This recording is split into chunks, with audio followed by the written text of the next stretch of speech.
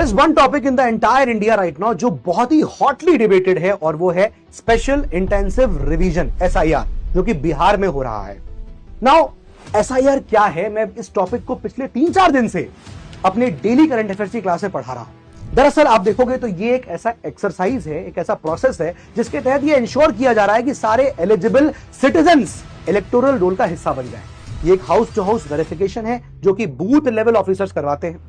Article 324 Indian constitution का उससे भी मैंडेटेड है। Section 21 of the representation of peoples act 1950 से भी मैंडेटेड है। लेकिन बात यह है कि जो 11 डॉक्यूमेंट जिसमें मांगे गए हैं इलेक्टोरल रोल्स के लिए कि आपको उसमें पंजीकरण कराने के लिए, रजिस्ट्रेशन कराने के लिए, उस पर बड़ा सवाल उठा हुआ है।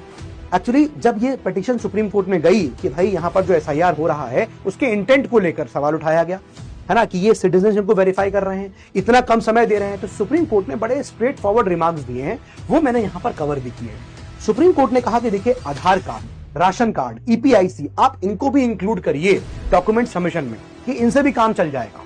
अब उन्होंने कहा कि देखिए आप कास्ट सर्टिफिकेट बनवाते हैं, कास्ट सर्टिफिकेट को बनाने के लिए क्या आप डिमांड करते हैं? आधार कार्ड। तो आपने आधार कार्ड को इन 11 डॉक्यूमेंट्स में इंक्लूड नहीं किया, आपने रादर कास्ट सर्टिफिकेट मांग लिया और कह रहे हो आधार कार्ड नहीं चलेगा।